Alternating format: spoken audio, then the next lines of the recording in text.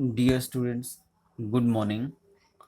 आज हम 10th class की बुक फर्स्ट फ्लाइट से third lesson two stories about flying का फर्स्ट पार्ट पढ़ने जा रहे हैं।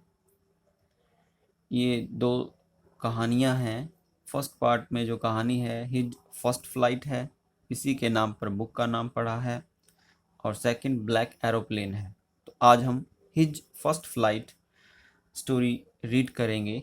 इसके ऑथर हैं Liam O'Flaherty. Before you read, since the earliest times humans have dreamt of conquering the skies, means बहुत पहले से ही मनुष्य ने जो है आसमान पर विजय पाने का स्वप्न उसका रहा है। Here are two stories about flying. यहाँ उड़ने को लेकर, फ्लाइंग को लेकर दो कहानी हैं।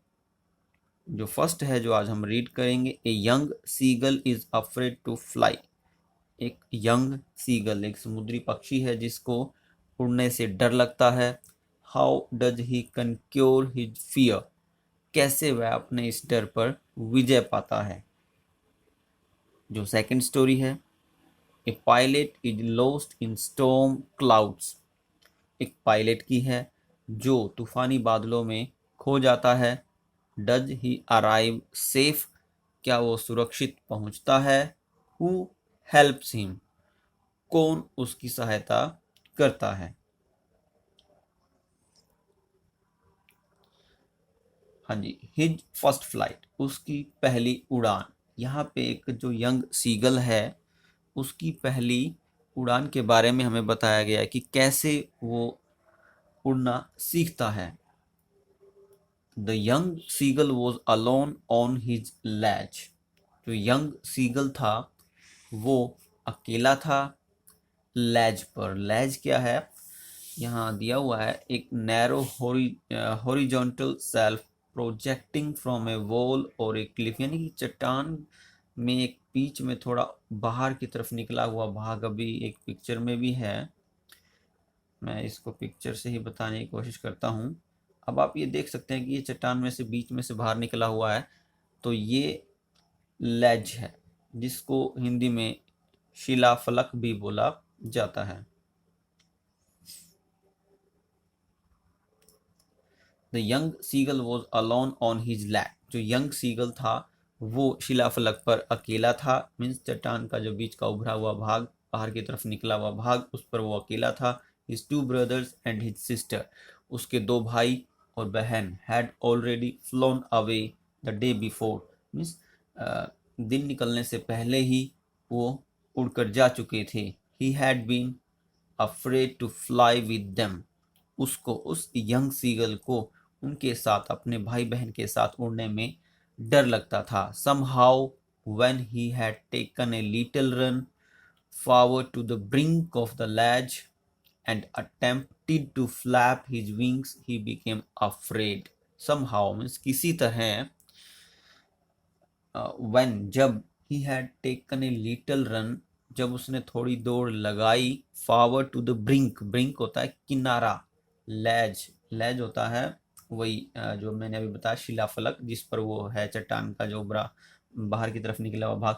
जैसे ही उसने उसके किनारे की तरफ थोड़ी दौड़ लगाई, and attempted to flap his wings, और अपनी विंग्स को जो है फ्लैप, फड़फड़ाने का, पंखों को फड़फड़ाने का उसने प्रयत्न किया, मीन्स कि वो उड़े। ही बिकेम अफ्रेड, वह डर गया। The great expanse of sea stretched down beneath. Great expanse of sea, जो समुद्र का विशाल जो है फैलाव था वो नीचे बहुत अधिक फैला हुआ था। And it was such a long way down, miles down, और ये बहुत अधिक लंबा था उस समुद्र का विस्तार, और ये मीलों लंबा था। अब क्या बताया जा रहा है कि जो चट्टान का शिलाफलक है, लैज है, उसके नीचे जो है समुद्र जो है बहुत गहराई तक फैला हुआ था। He felt certain, उसको विश्वास था, that his wings would never spot him, कि उसके पंख कभी भी उसको स्पॉट नहीं करेंगे।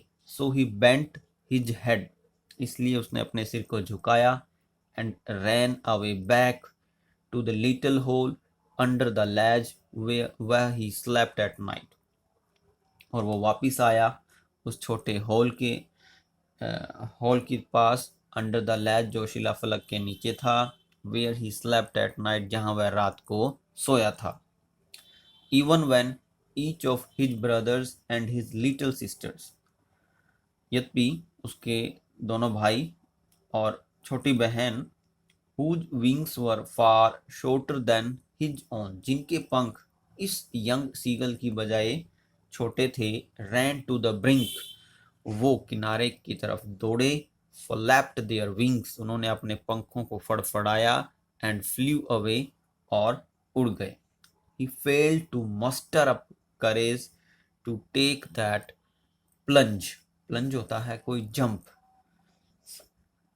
He failed, वह फेल हो गया. To muster up होता है जुटा लेना, एक साहस जुटाने में. To take that plunge की वह भी एक उछाल ले.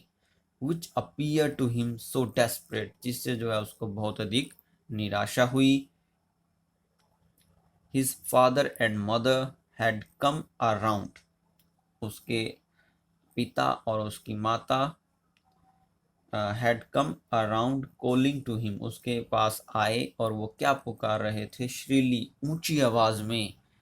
upbraiding him, upbraiding होता है किसी को डांटना, स्कोल्ड करना, उसको डांट रहे थे.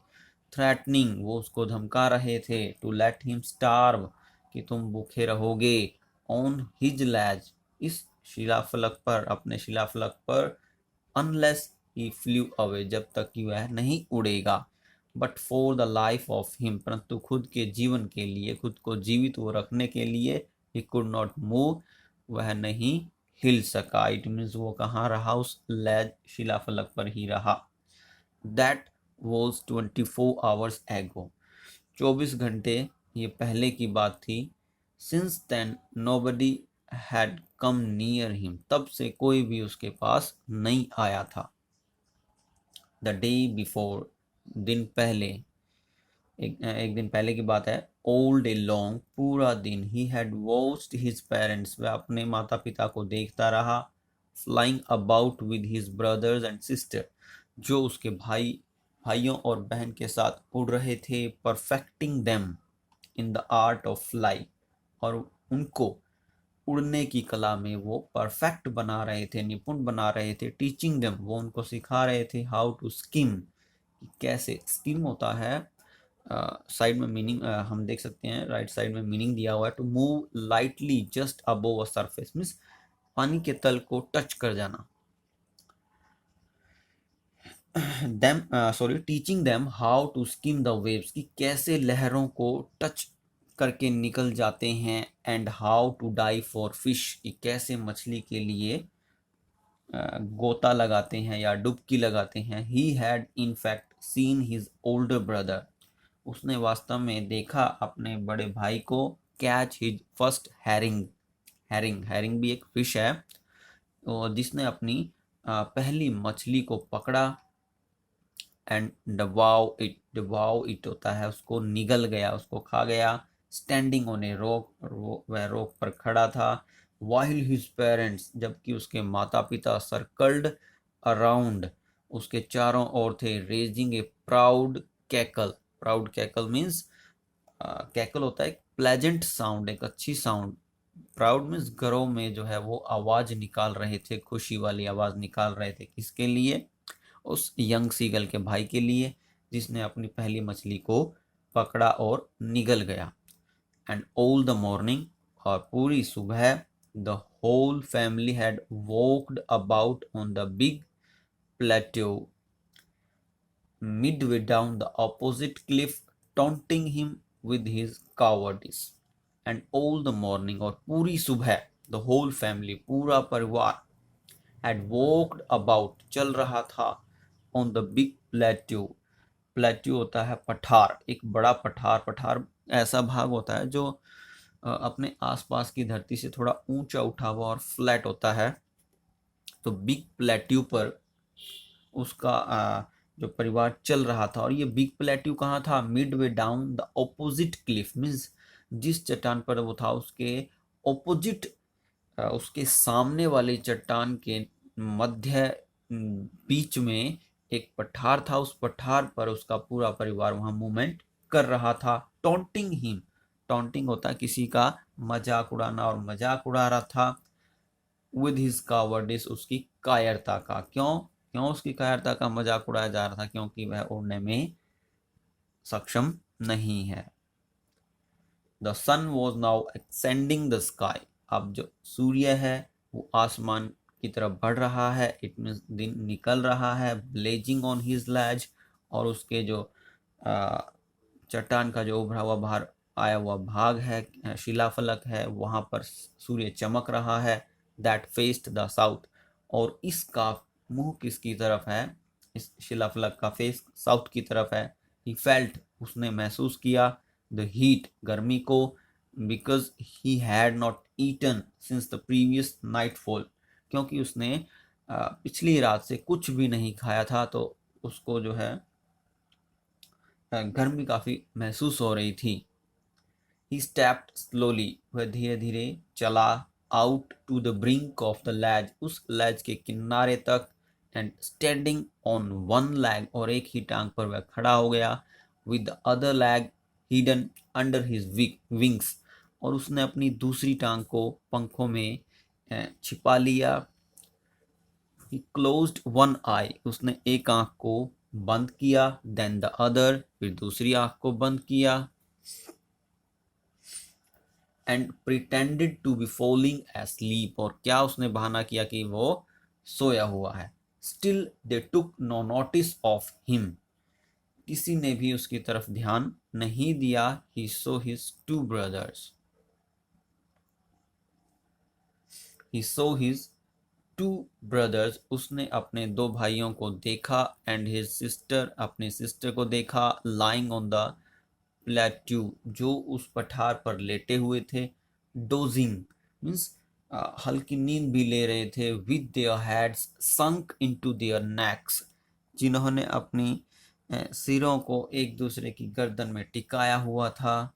His father was preening the feathers on his white back, उसका जो पिता है अपनी सफ़ेद बैक के जो फैदर को जो है प्रिनिंग कर रहा था। प्रिनिंग का मीनिंग यहाँ पे हम कह सकते हैं कि उनको साफ कर रहा था, उनको अपने फैदर पंखों को बनाने की कोशिश कर रहा था।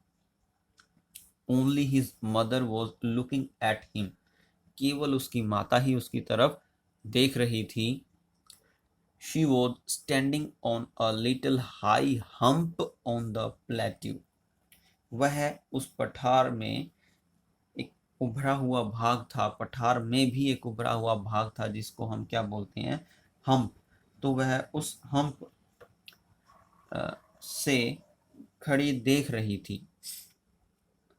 हर वाइट ब्रेस्ट थर्स्ट फॉरवर्ड, उसकी जो वाइट ब्रेस्ट थी आगे की तरफ निकली हुई थी। नाउ एंड अगेन, अब और बार बार वो she tore at a piece of fish, वह मछली के टुकड़े को जो है टोर कर रही थी, फाड़ रही थी।